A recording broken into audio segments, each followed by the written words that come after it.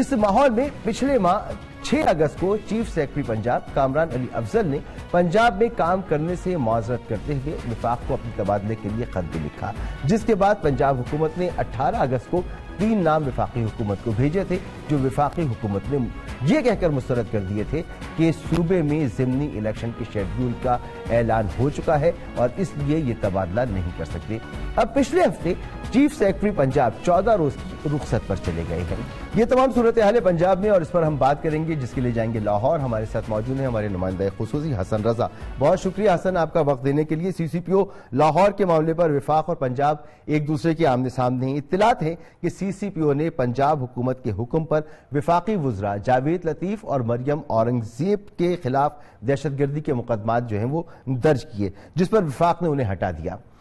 کیا یہی معاملہ ہے یا معاملہ کچھ اور ہے؟ معاملہ بالکل یہی ہے اور اس کے ساتھ ساتھ جڑے ہوئے اور چھوٹے مسائل سامنے آ رہے تھے،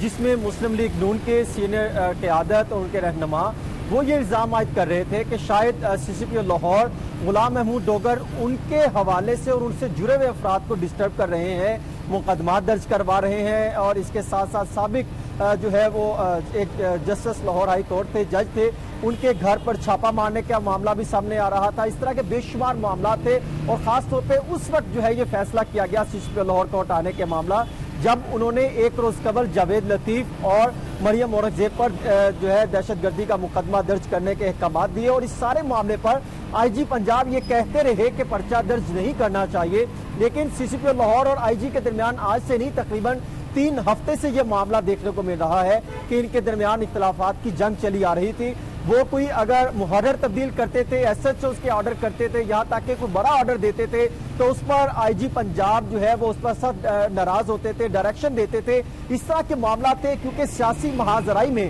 وفاق اور پنجاب کے درمیان افسران جو ہے وہ گروپنگ کی شکل اختیار کرتے جا رہے ہیں۔ ایک آفیسر اگر کسی پارٹی کے ساتھ وفاداری جو ہے ثابت کرنے کی کوشش کرتا ہے تو دوسرا افسر جو ہے وہ اپنے آپ کو ڈیوٹل بنانے کے خاطر کسی اور پارٹی کے ساتھ جو ہے وہ منسلک ہو جاتا ہے، جس کی وجہ سے یہ معاملہ چلا، اور وفاقی وزیر داخلہ رانا ثناء اللہ نے سارے معاملے کا نوٹس لیتے ہوئے سیکٹری اسٹیبلشمنٹ ڈویژنز کو احکامات دیے تھے کہ ان کی انکوائری کی جائے اور ان کو فوری طور پر عہدے سے ہٹایا جائے۔ اچھا، قانونی طور پر تو یہ وفاق کا استحقاق ہوتا ہے کہ جہاں چاہے وہ ٹرانسفر پوسٹنگ کر سکتی ہے، اور سی ایس پی افسران وفاقی اسٹیبلشمنٹ ڈویژن کے ماتحت ہوتے ہیں۔ کیا پنجاب حکومت سی سی پی او لاہور کو چارج چھوڑنے سے روک سکتی ہے؟ دیکھیں، پنجاب حکومت تو یہ کہتی ہے، وہ جو ان سے میری بات چیت ہوئی وہ آرٹیکل 240 کا حوالہ دیتے ہیں۔ وہ یہ کہتے ہیں آئین پاکستان کے آرٹیکل 240 کے مطابق کنسلٹیشن کی جائے وفاق صوبے سے، جبکہ اگر اس کی کہانی دیکھیں تو یہ 1994 میں یہ ایک معاملہ چلا تھا، جس کے بعد وفاق نے تمام صوبوں کے ساتھ ایک معاہدہ کیا تھا جس سے 1994 ایگریمنٹ کے نام سے یاد کیا جاتا ہے۔ اس کے مطابق کوئی بھی افسر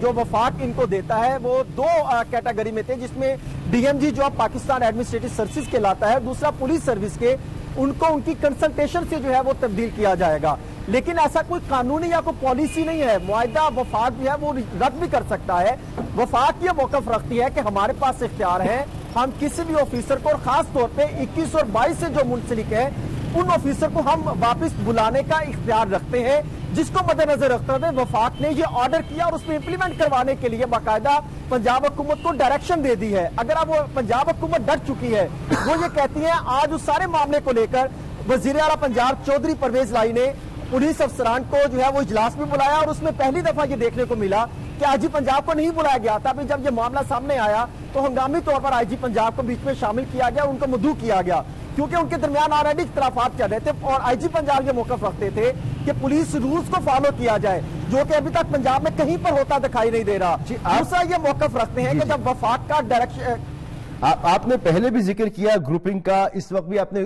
ذکر کیا کہ ایک میٹنگ ہوتی ہے، آئی جی پنجاب کو مدعو نہیں کیا جاتا، پھر انہیں بلانا پڑتا ہے، تو یہ کیا معاملہ ہے؟ اور یہ بھی اطلاعات ہیں کہ وزیر اعلیٰ جو ہیں وہ ان کی نہیں چلتی، بلکہ کہیں اور سے فیصلے لیے جاتے ہیں، کہیں اور سے احکامات آتے ہیں، تو یہ گروپنگ کا معاملہ کیا ہے؟ مسعود رضا صاحب دیکھیں، یہ جو ہے وہ مل کر حکومت بنائی گئی ہے پنجاب میں، अगर देखा जाए पाकिस्तान तहरीक इंसाफ में 2 से 3 ग्रुप हैं जो चाहते हैं कि हमारी डायरेक्शन पर अमल दरामद हो और हमारे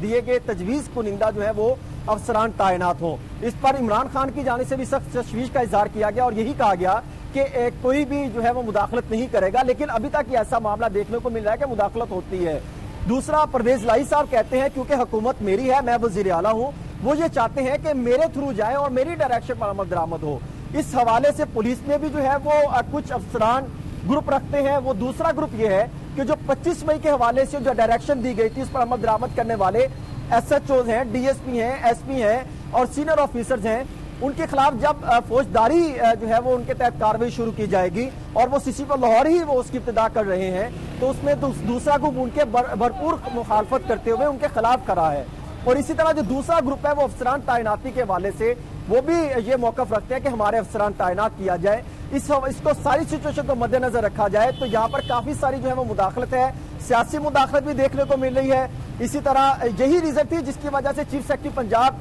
डॉक्टर कामरान अली अफजल कहते थे कि मैं किसी 2 या 3 इजला का चीफ सेक्रेटरी नहीं बनना चाहता और मैं रबर स्टैंप बनकर काम नहीं करना चाहता, और वो ये भी कहते थे कि मैं किसी सूरत जो है वो म्यूजिकल चेयर का पार्ट नहीं बनना चाहता। और यही मामला हमें पुलिस के अंदर भी देखने को मिल रहे हैं। बहुत शुक्रिया आपका हसन रजा, आप गुफ्तगू सुन रहे थे।